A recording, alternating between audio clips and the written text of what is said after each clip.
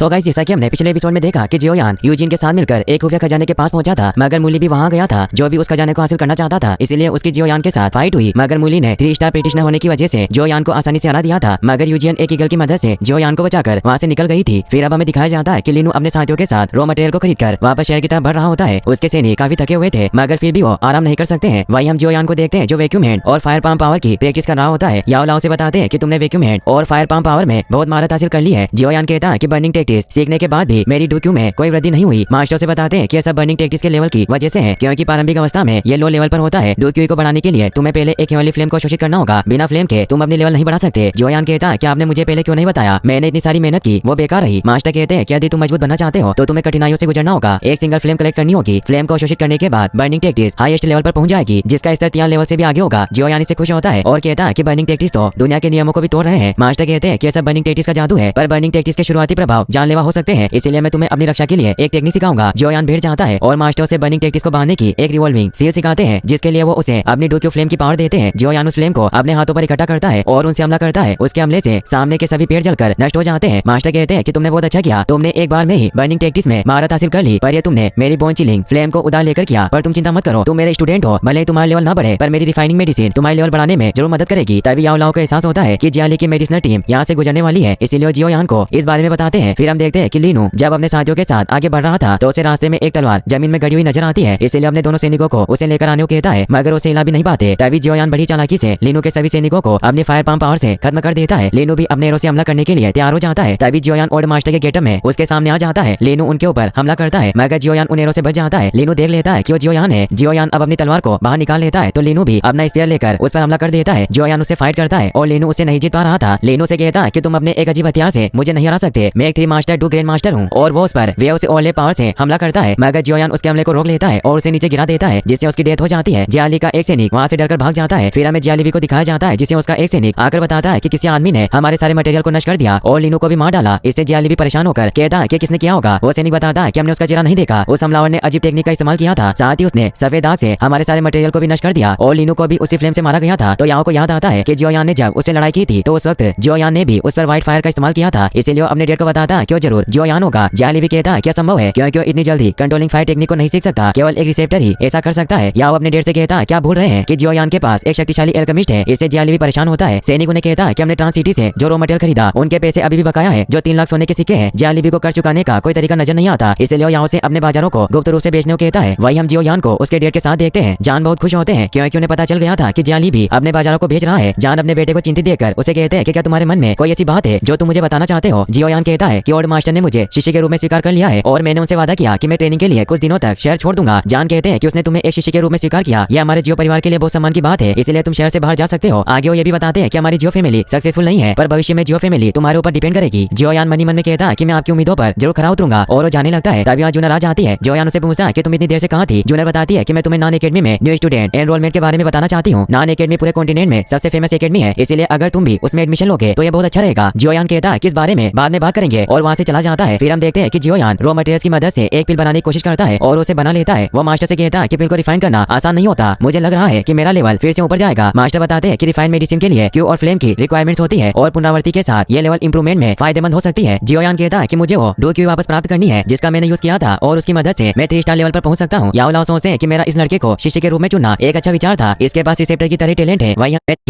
और वहाँ से चला जाता है। फिर हम देखते हैं कि जियोयान रॉ मटेरियल्स की मदद से एक पिल बनाने की कोशिश करता है और उसे बना लेता है। वो मास्टर से कहता है कि पिल को रिफाइन करना आसान नहीं होता, मुझे लग रहा है कि मेरा लेवल फिर से ऊपर जाएगा। मास्टर बताते हैं कि रिफाइन मेडिसिन के लिए क्यू और फ्लेम की रिक्वायरमेंट्स होती है और पुनरावृत्ति के साथ ये लेवल इंप्रूवमेंट में फायदेमंद हो सकती है। जियोयान कहता है कि मुझे वो डो क्यू वापस प्राप्त करनी है जिसका मैंने यूज किया था और उसकी मदद से मैं 3 स्टार लेवल पर पहुंच सकता हूँ। याओ लाओ सोचते हैं कि मेरा इस लड़के को शिष्य के रूप में चुनना एक अच्छा विचार था, इसके पास रिसेप्टर की तरह टैलेंट है। वही हम जियाली के महल का सीन देखते हैं। जियाली को आकर बताता है कि हमने अपना सारा कर्जा चुका दिया और हम भाड़े से जो दुकानदार लाए थे उन्होंने भी अब शहर छोड़ दिया, मगर आज सुबह हमने जिन 2 बाजारों को बेचा वे सभी जियो परिवार के पास चले गए। इससे जियाली को बहुत गुस्सा आता है, जिससे उसे हार्ट अटैक आ जाता है। सभी सैनिक बहुत दुखी होते हैं। फिर हम अगले दिन का सीन देखते हैं जहाँ आज जियानान एकेडमी में न्यू स्टूडेंट एडमिशन लेने आए थे। जियोयान भी जूनियर के साथ वहाँ जाता है। यू जियोयान को वहाँ देखकर खुश होती है। तभी वहाँ लुओबू नाम का आदमी जो कि जियायान एकेडमी से था वो सभी से कहता है कि मैं तुम सभी की टेस्टिंग करूंगा, जिसके लिए हम प्राथमिक टेस्ट को शुरू करेंगे। और वो अपने पास से एक क्रिस्टल निकालकर बताता है कि अगर तुम्हारी डोक्यू लेवल 8 पर पहुंच गई है तो एक क्रिस्टल चमकने लगेगा और तुम पास हो जाओगे। सबसे पहले जूनियर उस क्रिस्टल को टच करती है जिससे वो चमकने लगता है और वो पास हो जाती है। निंग भी उसे टच करता है तो वो भी पास हो जाता है। जियोयान की जब बारी आती है तो जैसे ही उस क्रिस्टल को टच करता है तो बहुत ज्यादा चमकने लगता है जिससे लोबो हैरान रह जाती है। जोयान पास होने के बाद अपने सभी दोस्तों के साथ अंदर आ जाता है, जहाँ जियानान एकेडमी की प्रोफेसर रोलिन सभी नए स्टूडेंट को बताती है कि हम तुम सभी को तुम्हारे स्ट्रेंथ के हिसाब से अलग अलग ग्रुप में डिवाइड करेंगे। जैसे स्टार डी को 1 स्टार 2 प्रैक्टिशनर, स्टार सी को 2 स्टार 2 प्रैक्टिशनर और 5 स्टार 2 प्रैक्टिशनर का स्तर एस तक उच्चतम लेवल होता है। और वो जियोयान से पूछती है कि तुम्हारी हाईएस्ट लेवल क्या है। जूनर उसे कहती है कि मुझे पता है कि तुम्हारी पावर बहुत बढ़ गई है और तुमने पहली रैंक को पूरा पार कर लिया है जिसमें 9 लेवल थी, और अब तुम 2 प्रैक्टिशनर रैंक पर हो जिसमें भी 9 स्टार लेवल है, पर तुम अभी किस स्टार लेवल पर हो। जियोयान मुस्कुराते हुए कहता है कि मैं अभी तुमसे ज्यादा मजबूत नहीं हूँ। और जूनर रोलिन को बताती है कि मैं 6 स्टार 2 प्रैक्टिशनर हूँ। रोलिन सोचती है कि पावर बहुत ज्यादा है। वास्तव में हमें इस बार एक खजाना मिला है और उसे कहती है कि अभी प्रेजेंट के सभी नए स्टूडेंट में तुम सबसे बेस्ट हो और मुझे डर है कि तुम्हारे अलावा और किसी के पास इतनी पावर नहीं होगी। जूनर बताती है कि मैंने 6 स्टार तक पहुंचने के लिए 16 सालों तक कल्टीवेशन की, मगर जियोयान सिर्फ 1.5 साल में 2 क्यू के तीसरे लेवल से 3 स्टार 2 प्रैक्टिशनर बन गया है। इसलिए अब आप देख सकती हो कि हमें से कौन मजबूत है। और जियोयान से कहती है कि क्या मैंने तुम्हारे लेवल का सही अंदाजा लगाया। तो जियोयान शर्माता हुआ कहता है कि मैं 4 स्टार 2 प्रैक्टिशनर बन गया हूँ क्योंकि कल रात मेरी पावर फिर से बढ़ गई। सभी से हैरान होते हैं। रोलिन उसे कहती है कि मुझे नहीं पता था कि छोटा लड़का सबसे डरावना होगा। जियोयान उन्हें कहता है कि मेरी आपसे एक रिक्वेस्ट है, मुझे स्कूल से 1 साल की छुट्टी चाहिए क्योंकि मुझे कुछ जरूरी काम पूरा करना है। सभी से शौक हो जाते हैं। जियोयान कहता है कि मेरे पास छुट्टी लेने का एक अच्छा रीजन है और अगर आप मुझे छुट्टी नहीं देगी तो मैं इस एकेडमी से अपना एडमिशन वापस ले लूंगा। रोलिन को इससे गुस्सा आता है मगर वो शांत हो जाती है और उसे कहती है कि छुट्टी देना कोई इम्पॉसिबल बात नहीं है, पर तुम्हें मुझसे फाइट करनी होगी। मैं तुम पर अपनी 20 टेक्निक का यूज करूंगी। अगर फिर भी तुम सुरक्षित खड़े रहे तो तुम्हारी छुट्टी मंजूर की जाएगी। जियोयान कहता है कि मुझे मंजूर है। सभी से हैरान हो जाते हैं। ये उसे कहती है कि तुम सच में पागल हो। फिर अब हम देखते हैं कि जियोयान और रोलिन आमने सामने खड़े होते हैं। सभी स्टूडेंट भी वहाँ उनकी लड़ाई देखने के लिए मौजूद थे। जियोयान रोलिन से एक हथियार मांगता है तो उसकी तरफ एक शॉट फेंकती है जो जियोयान को बहुत हल्की लगती है। उसकी हरकतें देखकर रोलिन को लगता है कि उसे तलवार चलानी नहीं आती, तो जियोयान उसे बहुत फास्ट तलवार से मुंह करके दिखाता है। रोलिन अपने हथियार को भी बाहर निकाल लेती है जो एक मैजिकल व्हीप था। मास्टर जियोयान को बताते हैं कि रो के हथियार में एक एम्बेडेड मैजिक कोर है जो उस वेपन की स्पीड को 10% तक इंक्रीज कर सकता है, इसलिए तुम्हें ध्यान से लड़ना होगा। वहीं जूनर जियोयू से कहती है कि प्रोफेसर रोलिन बहुत स्ट्रॉन्ग है, क्या जियोयान उसका सामना कर पाएगा। यू कहती है कि तुम चिंता मत करो, रोलिन सिर्फ 5 स्टार 2 ग्रैंड मास्टर है। अब वो दोनों लड़ने लग जाते हैं। रोज जियोयान पर वीर से हमला करती है मगर जियोयान उसके वार से बच जाता है और उस पर वाटर मिरर पावर से हमला करती है, मगर जियोयान ऑक्टाडिक सिमेज पावर से उनके वार को रोक लेता है और उनसे फाइट करने लग जाता है, मगर वो उस पर मिड लेवल जुआन टेक्निक की वाटर प्रिजनर पावर का यूज करती है जिससे जियोयान पानी में कैद हो जाता है। रोलिन को लगता है कि वो हार जाएगा, इसलिए जियोयू को उसकी मदद करने को कहती है, लेकिन तभी जियोयान सुरक्षित वाटर प्रिजन से आजाद हो जाता है। रोलिन उसे कहती है कि वास्तव में तुम बहुत अमेजिंग हो। जियोयान उन्हें कहता है कि मैं भाग्यशाली था क्योंकि आपने अपनी पूरी शक्ति का यूज नहीं किया। रोलिन बताती है कि अगर मैंने अपनी पूरी पावर लगाई होती तो मैं शायद इस एकेडमी में ज्यादा काम नहीं कर पाती, और अब मैं तुम्हें छुट्टी की मंजूरी देती हूँ। और बाकी सभी स्टूडेंट को कहती है कि तुम्हारे पास 7 दिन का समय है, सब सामान तैयार कर लो क्योंकि हम 7 दिन बाद यहाँ से जियानान एकेडमी के लिए रवाना होंगे। तो जियोयान उन्हें कहता है कि आप हमारी सिटी का दौरा करें और आपको वास्तव में वुटान सिटी पसंद आएगी, इसलिए आप हमारी फैमिली में यही रह सकती हो। रोलिन कहती है कि मैं तुम्हारी उदारता की सराहना करती हूँ, लेकिन वुटान सिटी में एकेडमी का एक रिसेप्शन डेस्क है। जियोयान के इतना अनुरोध करने पर रोलिन मान जाती है और कहती है कि मैं तुम्हारे घर का दौर जरूर करना चाहूंगी क्योंकि जिस फैमिली ने तुम्हारे और जूनर जैसे अच्छे स्टूडेंट को तैयार किया हो वो फैमिली कितनी महान होगी। जियोयान से खुश होता है। फिर हमें दिखाया जाता है कि रोलिन उनके राज्य का दौरा करने के लिए आ जाती है जिससे जान भी खुश होते हैं और जियोयान को बताते हैं कि जियानान एकेडमी जामा एम्पायर के भीतर है और इनका दर्जा काफी ऊपर है, यहाँ तक कि माइटर ऑक्शन हाउस का दर्जा भी इनके काफी नीचे है। जियोयान बताता है कि आपने सही कहा, नालन का यूनलेन सेक्ट भी इस एकेडमी से डरता है और अगर 3 साल बाद मैंने नालन को लड़ाई में हरा दिया तो हमारा जियो परिवार वुटेन शहर में मजबूती से अपनी पोजीशन बना सकता है जिससे कोई धमका न सके। जान उसे कहते हैं कि मैं तुम्हारी बातों को समझता हूँ और जिस हिसाब से तुम ट्रेनिंग ले रहे हो मुझे तुम पर बहुत गर्व है। तभी जियोयान को वहाँ एक अजीब आदमी दिखाई देता है जो असल में लियोशी का मास्टर था, मगर वहाँ से चला जाता है। तभी जियोयान के पास जूनर आती है जो उसे कहती है कि मैं तुम्हें कब से ढूंढ रही थी और उसे बताती है कि आज एक बड़ा शो होने वाला है। जान को उन दोनों को इतना क्लोज देखकर अच्छा नहीं लगता, इसलिए वो जूनर को कहते हैं कि तुम कुछ देर के लिए हमें अकेला छोड़ दो, मुझे जियोयान से अभी भी कुछ बात करनी है। जूनर उदास होकर वहाँ से चली जाती है। जियोयान अपने डेट से पूछता है कि आपको मुझसे क्या बात करनी है। जान उसे कहते हैं कि मैं तुम्हारे जाने से पहले तुमसे पूछना चाहता हूँ कि तुम जूनर के बारे में कैसा महसूस करते हो। जियोयान कहता है कि मैं उसे पसंद करता हूँ और शायद किसी दिन हम साथ रहें। तो जान उसे बताते हैं कि जूनर जैसी प्रतीत होती है वो वैसी नहीं है क्योंकि हमारे राज्य की नहीं है, बल्कि उसके पिता ने उसे मेरे पास भेजा ताकि उसे अपने पारिवारिक झगड़ों से दूर रख सके, लेकिन मैंने हमेशा देखा कि जूनर के कई सीक्रेट है। जियोयान कहता है कि इसमें कोई अजीब बात नहीं, इस डुक्यूई कॉन्टिनेंट में कई अजीबोगरीब लोग हैं। जान उसे बताते हैं कि जूनर एक अच्छी लड़की है पर उसकी वजह से तुम मुसीबत में पड़ सकते हो और मैं नहीं चाहता, इसलिए तुम साथ नहीं रह सकते। जियोयान से दुखी होकर अपने कमरे में आ जाता है। तभी याओ लाओ बाहर आकर उसे बताते हैं कि तुम्हारी 4 स्टार फाउंडेशन स्टेबल है, इसलिए तुम किसी भी वक्त 5 स्टार पर पहुंच सकते हो और अभी कुछ ऐसी स्किल्स है जिसका तुम उपयोग नहीं कर सकते, लेकिन तुम जल्दी उन स्किल्स का यूज कर पाओगे। मगर जियोयान काफी दुखी था। याओ लाओ से कहते हैं कि तुम्हारे पास शौक मनाने का ज्यादा वक्त नहीं है, 3 ईयर एग्रीमेंट जल्दी आने वाला है, हर सेकंड का तुम्हारे लिए महत्व होगा। जियोयान उनकी बात समझ जाता है। वही हम जियाली पैलेस को देखते हैं जहाँ लियोशी का मास्टर उनके पास आ गया था, इसलिए जियाली भी उस ग्रैंड मास्टर को कहता है कि आपको अपने स्टूडेंट की मौत का बदला लेना चाहिए, उसे जियो फैमिली ने मारा है और उन्होंने मेरे पूरे परिवार को भी बर्बाद कर दिया, हम जियो परिवार को नहीं हरा सकते। ग्रैंड मास्टर से कहते हैं कि मैं यहाँ अपने शिष्य का बदला लेने आया था, लेकिन जैसा मैंने आज देखा कि जियानान एकेडमी जियो परिवार में विजिट कर रही थी और मैंने ये भी सुना है कि वो एकेडमी वुटेन शहर में जियो परिवार के साथ रिसेप्शन डेस्क लगाने की योजना बना रही है, जिस वजह से मैं जियो परिवार पर हमला करने की हिम्मत नहीं कर सकता। जियाली भी कहता है कि क्या आप अपने शिष्य की मौत का बदला नहीं लेना चाहते। ग्रैंड मास्टर कहते हैं कि लियोशी का स्वभाव बहुत मेला था और वो दुनिया पर कलंक था, इसलिए उसे कभी न कभी मरना ही था और तुम्हें इस बारे में भूल जाना चाहिए। ये कहकर वहाँ से चले जाते हैं। जियाली को बहुत गुस्सा आता है। वहीं जियोयान जब कमरे से बाहर आता है तो उसे याफे वहाँ बैठी हुई नजर आती है। जियोयान ने उसे कहा कि तुम आज यहाँ कैसे आ गई। याफे उसे कहती है कि हम एक दूसरे को जानते हैं, इसलिए मैं तुमसे विदा लेने आई हूँ क्योंकि मैंने सुना कि तुम 1 साल के लिए शहर शहर छोड़कर जा रहे हो। जियोयान उससे उसकी चिंता करने के लिए थैंक्स कहता है। तभी वहाँ से निकलता है जो उसे एक अर्जेंट मैसेज देता है, जिसे जब जियोयान खोलता है तो उसमें से ईजिन की एक इयरिंग निकलती है। साथ में उसमें मूली का एक मैसेज भी होता है कि मैंने शहर के बाहर ईजिन को पकड़ लिया है। जियोयान परेशान हो जाता है तो याफे उसे पूछती है कि क्या हुआ। जियोयान बताता है कि मेरी दोस्त खतरे में है। तो याफे कहती है कि क्या हो तुम्हारी गर्लफ्रेंड है। जियोयान उसे बताता है कि उसे मेरी एक दोस्त है और उसे बचाने के लिए वहाँ से निकल जाता है। तभी याफे को एहसास होता है कि वहाँ जूनर छिपी हुई है, इसीलिए उसे बाहर आने को कहती है और बताती है कि तुम जैसा समझ रही हो मेरे और जियोयान के बीच में ऐसा कुछ नहीं है, हम सिर्फ बिजनेस की वजह से दोस्त हैं। जियोयान शहर छोड़कर जा रहा है, इसीलिए तुम्हें आखिरी बार उससे विदा लेनी चाहिए, क्योंकि क्या पता वो वापस ना आए। जूनर वहाँ से चली जाती है। वहीं जियोयान भी से शहर के बाहर की तरफ जा रहा होता है, मगर तभी जियाली भी उस पर हमला कर देता है और कहता है कि तुमने मेरा घर बर्बाद किया, इसीलिए अब तुम्हें मरना होगा। जियोयान उसके वार को रोक लेता है। इससे जियाली भी समझ जाता है कि 5 स्टार डो पेटिशनर बन चुका है, इसीलिए उसे कहता है कि तुमने अपने लेवल को कब ब्रेक किया। जियोयान कहता है कि शायद मैंने अभी अपने लेवल को किया है, इसीलिए अगर तुम मरना नहीं चाहते तो मेरे रास्ते से हट जाओ। जियाली भी कहता है कि समझ सोचो, मैं तुम्हें हरा नहीं सकता और वो स्पीड से आगे बढ़ता है, जिससे वो पुल टूटने लगता है और जियाली भी जियोयान की गर्दन पकड़कर कहता है कि तुम मेरे हाथों मरोगे। लेकिन तभी पीछे से जूनर उसे तलवार घोंपकर मार देती है। जियोयान नीचे गिरने लगता है मगर उसे पकड़ लेती है। तभी ब्रिज टूट जाता है, जिससे वो दोनों नीचे गिरने लगते हैं। वो दोनों एक दूसरे को पकड़ लेते हैं। जूनर को जियोयान के साथ बिताए कुछ लम्हे याद आते हैं। तभी जियोयान अपनी ईगल विश टेक्निक को एक्टिवेट कर लेता है, जो उसे वहाँ खजाने से मिली थी। वो जूनर को उड़ाकर दूर लेकर जाने लगता है। जूनर उसकी फ्लाइंग कॉम्बैट स्किल देखकर खुश होती है और कहती है कि तुम्हारे पास एक रेयर फाइटिंग स्किल है। जियोयान उसे कहता है कि तुम भी कम नहीं हो, तुमने एक गुप्त टेक्निक से जियाली को मार डाला। जूनर कहती है कि मैं जल्दी में थी, इसीलिए मैंने गुप्त टेक्निक का यूज किया। फिर उसे ये भी बताता है कि डेड ने मुझे तुमसे दूर रहने को कहा, क्योंकि तुम्हारे पास गुप्त स्किल है। जूनर उसके मुंह पर हाथ रखकर उसे रोक देती है और बताती है कि मेरे पास जो रहस्य है वो मैं तुम्हें नहीं बता सकती, लेकिन तुम मेरे बारे में क्या सोचते हो ये तुम पर डिपेंड करता है। जियोयान मुस्कुराता है और वो दोनों एक दूसरे के सर को टच करते हैं। वहीं हमें नालन को दिखाया जाता है, जिसके पास ईगल एक मैसेज लेकर आता है, जिसमें जियोयान के बारे में लिखा था कि वो 5 स्टार टू प्रैक्टिशनर बन गया है। गे उसे कहता है कि तुम्हारे डेड चाहते हैं कि तुम इस शादी को ना तोड़ो। तो नालन कहती है कि मैं वो 10 सिटी वापस कभी नहीं जाऊंगी और तुम्हें मेरी तरफ होना चाहिए। गे उसके बाद मान लेता है। नालन उसे कहती है कि मैं तुम्हें दानवांग की प्राचीन नदी में जाना होगा, क्योंकि मुझे किंग डेन की सबसे अच्छी पीस चाहिए ताकि मैं तेजी से ट्रेनिंग ले सकूं। वहीं हम जियोयान को देखते हैं जो जूनर को एक जगह उतार देता है और कहता है कि तुम यहाँ से घर चली जाना, मुझे अपनी दोस्त को बचाने जाना है। तो जूनर उसे रोककर कहती है कि क्या तुम्हारी दोस्त तुम्हारी गर्लफ्रेंड तो नहीं। जियोयान कहता है कि तुम्हें ऐसा क्यों लगा, वो मेरी सिर्फ एक दोस्त है। जूनर उसे चिढ़ाते हुए कहती है कि मैं तो बस कंफर्म कर रही थी और जियोयान वहाँ से निकल जाता है। जूनर उसे जाते हुए देख रही थी और वो कहती है कि मैं तुम्हारा हमेशा इंतजार करूंगी। वहीं हमें मैजिक बिस्ट माउंटेन में मूली को दिखाया जाता है, जिसने ईजिन को पकड़ रखा था और उसे उसका एक साथी बताता है कि हमें खबर मिली है कि जियोयान शहर से बाहर ईजिन को बचाने आ रहा है। मूली कहता है कि अगर जियोयान नॉन एकेडमी के एरिया से बाहर है तो मैं उसे आसानी से बाकी खजाने की चाबी हासिल कर सकता हूँ और मुझे विश्वास नहीं हो रहा कि जियोयान तुम्हें यहाँ बचाने आ रहा है। और इसी सस्पेंस के साथ ये एपिसोड यहीं पर खत्म हो जाता है। गाइस, अगर आप इसका नेक्स्ट पार्ट भी जल्दी देखना चाहते हैं तो इस वीडियो को लाइक करने के साथ साथ चैनल को सब्सक्राइब जरूर कर लें। Thanks for watching.